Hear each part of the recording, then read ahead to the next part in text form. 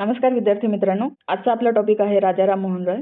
यांना आपण भारतीय पुनरुत्थानाचा प्रणेता आणि आधुनिक भारताचा जनक म्हणून ओळखतो. याशिवाय ते सामाजिक आणि धार्मिक सुधारक आहेत. आता बघूया त्यांची काही प्रारंभिक माहिती. 22 मे 1772 रोजी त्यांचा जन्म झालाय राधानगर येथे. हे बंगाल प्रेसिडेन्सीमध्ये येते. त्यांचा जन्म एका रूढीवादी बंगाली हिंदू ब्राह्मण कुटुंबात झाला होता. पाटणा येथे त्यांनी फारसी आणि अरबी भाषेचे शिक्षण घेतले. कुराण, प्लेटो, एरिस्टॉटलचे अरबी अनुवाद त्यांनी वाचलेले आहेत. नंतर बनारसमध्ये त्यांनी संस्कृतचे शिक्षण घेतले. यामध्ये त्यांनी वेद आणि उपनिषदे वाचली. त्यांना बंगला, हिंदी आणि इंग्रजी भाषा अवगत होत्या. भाषा महत्त्वाच्या आहेत. पौर्वात्य आणि पाश्चात्य विचारांच्या संगमातून वैचारिक पायाभरणी झालेली आहे त्यांची. आता बघूया राजा राममोहन रॉय यांनी केलेल्या सामाजिक सुधारणा. त्यांनी सती प्रथेचे निर्मूलन केले. ही प्रथा प्रत्येक मानवी आणि सामाजिक भावनेचे उल्लंघन आहे असे ते म्हटले. बहुपत्नीत्व, बालविवाह, जातीव्यवस्थेला त्यांचा विरोध होता. त्यांनी स्त्री शिक्षणाचे समर्थन केले. महिलांसाठी मालमत्ता आणि वारसा हक्कांची त्यांनी मागणी केली. त्यांचा विधवा पुनर्विवाहास पाठिंबा होता. समाजातील अंधश्रद्धा, निरर्थक कर्मकांड आणि मादक पदार्थाच्या सेवनास त्यांचा विरोध होता. तर्कवाद आणि आधुनिक वैज्ञानिक दृष्टिकोनावर त्यांनी भर दिला होता.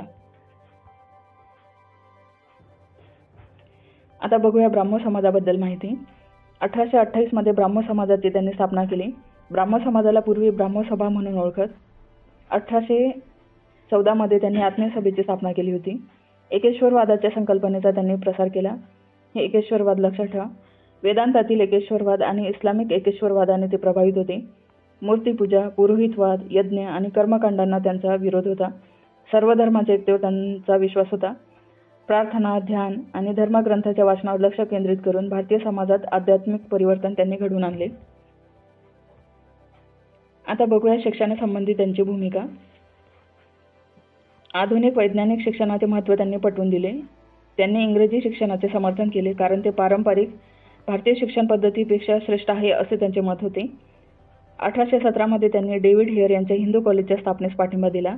नंतर 1825 मध्ये वेदांत कॉलेजची त्यांनी स्थापना केली. येथे भारतीय शिक्षण आणि पाश्चात्य सामाजिक व भौतिक विज्ञानाचे अभ्यासक्रम शिकवले जात होते. त्यांच्या इंग्रजी शाळेत मॅकॅनिक्स आणि व्होल्टेअरचे तत्त्वज्ञान शिकवले जात असे. आता बघूया त्यांचे पत्रकारिता संबंधित कार्य. भारतात मुक्त पत्रकारितेच्या चळवळीचे त्यांनी समर्थन केले. त्यांचे वृत्तपत्र आहे एक संवाद कौमुदी. 1821 मध्ये सुरुवात झाली त्याची. सती प्रथेवर टीका करणारे हे बंगाली साप्ताहिक होते.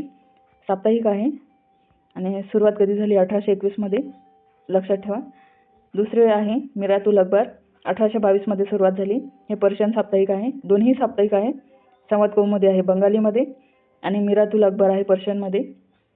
याशिवाय ब्राह्मणिकल मॅगझिन 1821 मध्ये सुरू झाले. या प्रकाशनाद्वारे त्यांनी समाज जागृती केली. याशिवाय त्यांनी ब्रिटिश राज्यातील अन्यायाविरोधात आवाज उठवला. पत्रकारितेद्वारे त्यांनी सामाजिक सुधारणे चळवळीला त्यांनी बळकट केले. आता बघूया त्यांचा ब्रिटिश सरकारशी असलेला संवाद. त्यांच्या प्रयत्नांमुळे governor general Lord William Bentinck यांनी 1829 मध्ये सती प्रथा प्रतिबंधक कायदा केला. बंगाली जमीनदारांच्या दडपशाहींचा त्यांनी निषेध केला. याशिवाय किमान भाडे निश्चित करण्याची त्यांनी मागणी केली. करमुक्त जमिनीवरील कर रद्द करण्याची त्यांनी मागणी केली. भारतीय मालावरील निर्यात शुल्क कमी करण्याची त्यांनी मागणी केली. याशिवाय ईस्ट इंडिया कंपनीचे व्यापारी अधिकार रद्द करण्याची त्यांनी मागणी केली. प्रशासनात उच्च पदांचे भारतीयकरण करा. याशिवाय न्यायपालिकेला कार्यकारिणीपासून वेगळे करण्याची त्यांनी मागणी केली होती. आता बघूया त्यांचे तत्वज्ञान आणि विचार. एकेश्वरवाद, वेदांतावर आधारित एकाच आणि निराकार देवाची त्यांनी संकल्पना मांडली.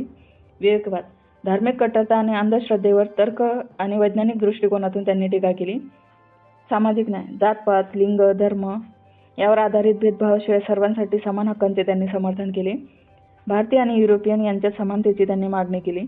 याशिवाय त्यांनी आधुनिकीकरण, वैज्ञानिक दृष्टिकोन, पौर्वात्य आणि पाश्चात्य विचारांमधील सर्वोत्तम गोष्टींचा स्वीकार करून त्यांनी आधुनिक भारताची कल्पना केली होती. आता बघूया त्यांनी केलेल्या परदेश दौऱ्याचे महत्त्व. नोव्हेंबर 1830 मध्ये ते इंग्लंडला त्यांनी प्रवास केला. मुघल सम्राट अकबर द्वितीय यांचे दूत म्हणून त्यांनी ब्रिटिश राजासमोर त्यांचे म्हणणे मांडण्यासाठी ते ब्रिटनला गेले होते. सतीबंदी कायद्याचा संभाव्य विरोध निष्प्रभ करणे हे सुद्धा त्यांचे एक महत्त्वाचे उद्दिष्ट होते. याशिवाय त्यांच्या प्रवासाने भारतीय सामाजिक प्रश्नांविषयी युरोपियन जगात जागरूकता वाढवली होती त्यांनी. भारतीय हितासाठी निवेदन आणि संवाद साधला. सप्टेंबर 1833 मध्ये ब्रिस्टल, इंग्लंड येथे त्यांचे निधन झाले. आता बघूया राजा राममोहन रॉय यांचे वारसा आणि योगदान.